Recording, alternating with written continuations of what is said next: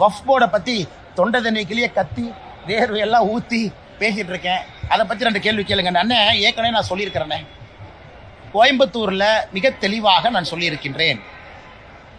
பாரதிய ஜனதா கட்சி தமிழ்நாடு புதிய தலைவரனுடைய தேர்தல் டெல்லியில் நான் போய் சந்திச்சுட்டு வந்த பிறகு நான் பேசின பேட்டிக்கனாது.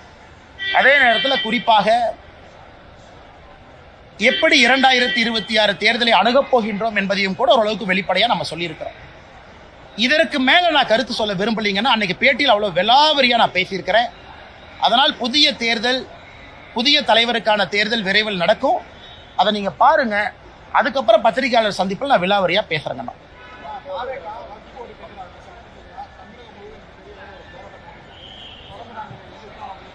அண்ணா, ஜனநாயகத்தில் போராட்டம் நடத்துறது தப்பு இல்லைங்கண்ணே. அது தாவேகாவாக இருக்கட்டும், எந்த கட்சியாக இருக்கட்டும், போராட்டம் பண்ணட்டும். நான் 2 கேள்வி தான் கேட்குறேன். எதுக்கு போராட்டம் பண்ணீங்க? எந்த பாயிண்ட் நாங்கள் கொண்டு வந்தது தப்புன்னு நினைக்கிறீங்க? எந்த பாயிண்ட்டை நாங்கள் சரியாக செஞ்சுருக்கோன்னு நினைக்கிறீங்க? தாவேகா அதிகாரப்பூர்வமாக ஜேபிசி ஜாயின்ட் பார்லிமெண்ட்ரி கமிட்டிக்கு லெட்டர் பேடில் உங்கள் சஜஷனை கொடுத்தீங்களா? இன்னைக்கு நான் போராட்டம் பண்ணுறேன், எங்கள் தலைவர் சொல்லியிருக்காருன்னு கீழே சுற்றிட்டு இருக்கிறீங்க. சரி, உங்களுக்காக ஜேபிசி போட்டோம். 1 கோடி பேர் சஜஷன் கொடுத்தாங்க. 1 கோடி சஜஷன் வந்துச்சு. தாவேக்காலேருந்து கருத்து சொன்னீங்களா ஜேபிசிக்கு? நீங்கள் கருத்து சொல்லியிருந்தா, நல்ல கருத்தாக இருந்தால் கண்டிப்பாக நாங்கள் எடுத்திருப்போம். சரி, இன்னைக்கு போராட்டம் பண்ணுறீங்க. எதுக்கு போராட்டம் பண்ணுறீங்க? நான் இவ்வளோ விலாவரியாக பேசுகிறேன். இதான் பாயிண்ட்டுங்கிறேன், இதான் காரணங்கிறேன். நான் சொன்னதில் தப்பு எங்கேயாச்சும் இருக்குதா நீங்கள் சொல்லுங்கள். எதற்கு போராட்டம் செய்கிறேன்னே தெரியாமல் ஒரு கட்சி தமிழ்நாட்டில் போராட்டம் செய்து கொண்டிருக்கின்றார்கள். அது தாவேக்கா. எதுக்கு போராட்டம் பண்ணுறாங்கன்னு ஆனால் இந்த பாயிண்ட் தப்பு. எத்தனை டைம் இந்த சட்ட திருத்தம் மாற்றிருக்கிறாங்க? 54 முதல் சட்டம், அதன் பிறகு அவ்வளோ அமெண்ட்மெண்ட், 95 பெரிய சட்டம், அதன் பிறகு அவ்வளோ அமெண்ட்மெண்ட், 2013 மேஜர் அமெண்ட்மெண்ட். ஏன் 2013 காங்கிரஸ் ஆட்சியில் சகோதரருக்கு தெரியும், 123 ப்ராப்பர்ட்டி லூட்டன்ஸ் டெல்லி, சென்ட்ரல் டெல்லி 123 ப்ராப்பர்ட்டியை வஃப் ப்ராப்பர்ட்டின்னு டிக்ளேர் பண்ணி ஒரே நைட்டில் சேர்த்துக்கிட்டாங்க. அதெல்லாம் நியாயமா? 123 ப்ராப்பர்ட்டி சென்ட்ரல் டெல்லியில் நினைச்சாங்க ஒரே நைட்டு. லட்சக்கணக்கான கோடி ரூபாய் வருமானம் பொறுப்பு இருக்கக்கூடிய ப்ராப்பர்ட்டி.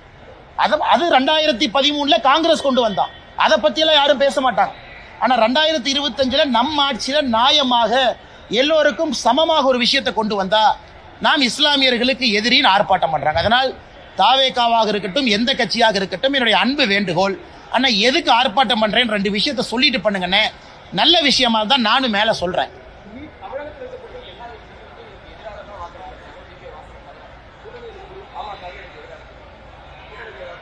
அண்ணே, நம்ம 2 விஷயம் புரிஞ்சுக்கிறோங்க அண்ணே.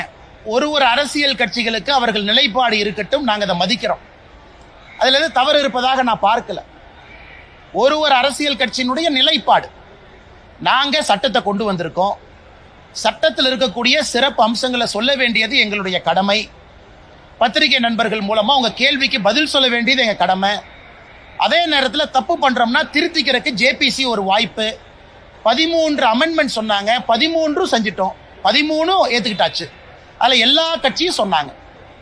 மேஜர் அமெண்ட்மெண்ட் அரசு கொண்டு வந்ததிலிருந்து 13 திருத்தங்களை ஒத்துக்கிட்டோம்.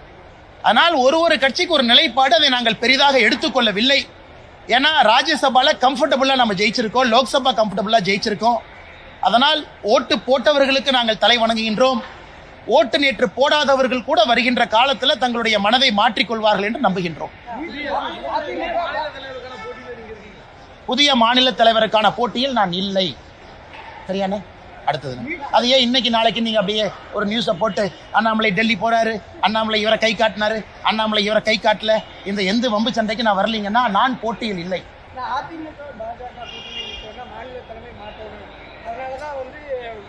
அண்ணா அதை பற்றி நான் எது கருத்து சொல்ல விரும்பலீங்கண்ணா. அண்ணா அதை பற்றி நான் கருத்து சொல்ல விரும்பல. என்னை பொறுத்தவரை இந்த கட்சி நல்லா இருக்கணும், நல்லவர்கள் இருக்கக்கூடிய கட்சி, நல்ல ஆத்மாக்கள் இருக்கக்கூடிய கட்சி. இந்த கட்சியில் நிறைய பேர் உயிரை கொடுத்து இந்த கட்சியை வளர்த்திருக்கிறாங்க, புண்ணியவர்கள் இருக்கக்கூடிய கட்சி. அதனால் அந்த கட்சி எப்பொழுதும் நன்றாக இருக்க வேண்டும் என்று நினைக்கக்கூடியவன் நான். ஆனால் என்னை பொறுத்தவரை புதிய தலைவர் தேர்ந்தெடுக்கப்படும் பொழுது நிறைய பேசுவாங்கண்ணா.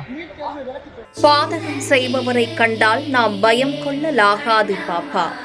மோதி மிதித்து விடு பாப்பா, அவர் முகத்தில் உமிழ்ந்து விடு பாப்பா. அண்மை செய்திகளை உடனுக்குடன் தெரிந்து கொள்ள இணைந்திருங்கள் எம் நாடு தொலைக்காட்சியுடன்.